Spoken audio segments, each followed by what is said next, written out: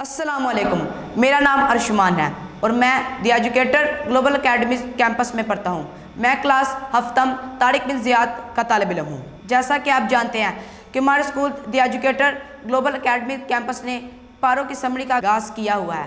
آج میں آپ کو قرآن جیت کے 30ویں پارے اما یتساءلون کے بارے میں بتاؤں گا۔ قرآن جیت کے 30واں پارہ اما یتساءلون کے الفاظ سے شروع ہوا ہے۔ یہ اس پارہ مختصر صورتوں پر مشتمل ہے۔ اس میں قیامت، جنت اور جہنم، اللہ کی قدرت اور نیکی اور بدی کے بارے میں بیان کیا گیا ہے۔ یہ اس پارہ 37 صورتوں پر مشتمل ہے، جس کے نام سورۃ النبا، سورۃ النازعات، سورۃ العبس، سورۃ التکویر، سورۃ الانفطار، سورۃ المطففین، سورۃ الانشقاق، سورۃ البروج، سورۃ الطارق، سورۃ الاعلی، سورۃ الغاشیہ، سورۃ الفجر، سورۃ البلد، سورۃ الشمس، سورۃ اللیل، سورۃ الضحیٰ، سورۃ العلم نشرہ، سورۃ التین، سورۃ العلق، سورۃ القدر، سورۃ البینہ، سورۃ الزلزال، سورۃ العادیات، سورۃ القاریہ، سورۃ التکاثر، سورۃ العصر، سورۃ الہمزہ، سورۃ الفیل، سورۃ القریش، سورۃ الماعون، سورۃ الکوثر، سورۃ الکافرون، سورۃ النصر، سورۃ المسد، سورۃ الاخلاص، سورۃ الفلق اور سورۃ الناس۔ قیامت کی نشانیاں اور اس کا ہولناک منظر۔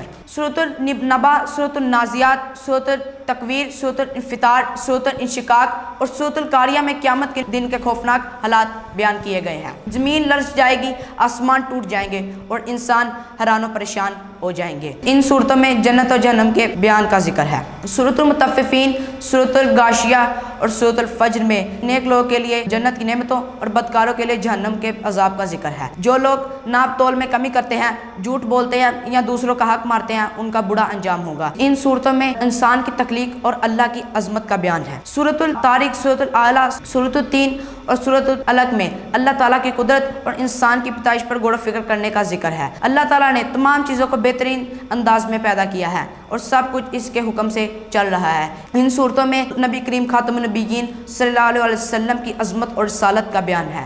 سورۃ الضحیٰ، سورۃ العلم نشرہ، سورۃ القدر، سورۃ البینہ اور سورۃ النصر میں نبی کریم صلی اللہ علیہ وسلم بلند مقام اور وحی کی فضیلت بیان کی گئی۔ لیلۃ القدر کی فضیلت بیان کی گئی ہے، جس میں قرآن جیت نازل ہوا۔ نیکی اور برائی کی پہچان۔ ان صورتوں میں نیکی اور برائی کی پہچان بتائی گئی ہے۔ سورۃ البلد، سورۃ الشمس، سورۃ اللیل، سورۃ النصر، عصر، سورۃ الماعون اور سورۃ الہمزات میں سورۃ الہمزہ میں نیک لوگوں اور برے لوگوں کی پہچان بتائی گئی ہے۔ جو لوگ یتیموں کا حق مارتے ہیں، دوسروں کا مذاق کرتے ہیں یا مال و دولت کے پیچھے اندھے ہو جاتے ہیں تو وہ نقصان اٹھائیں گے۔ توحید اور شرک کا رد۔ ان صورتوں میں توحید اور شرک کے رد کا بیان کیا گیا ہے۔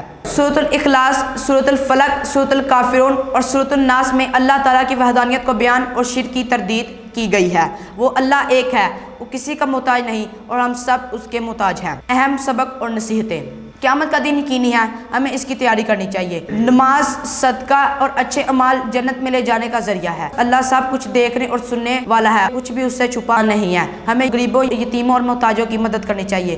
حسد، تکبر اور دوسروں کا مذاق اڑانے سے بچنا چاہیے۔ اب میں آپ کو اس پارے کا نتیجہ بتاؤں گا۔ 30واں پارہ ہمیں قیامت، جنت اور جہنم، نیکی اور بدی اور اللہ کی وحدانیت پر غور و فکر کرنے کی دعوت دیتا ہے۔ اس پارے میں چھوٹی مگر پر اثر کر دینے والی صورتیں ہیں جو ایمان کو مضبوط رکھتی ہیں اور ہمیں آخرت کی تیاری کرنے کا پیغام دیتی ہے۔ امید ہے آپ کو اس بارے کی سمجھ آئی ہوگی۔ وما علینا الا البلاغ المبین۔ آپ کی سماعتوں کا شکریہ۔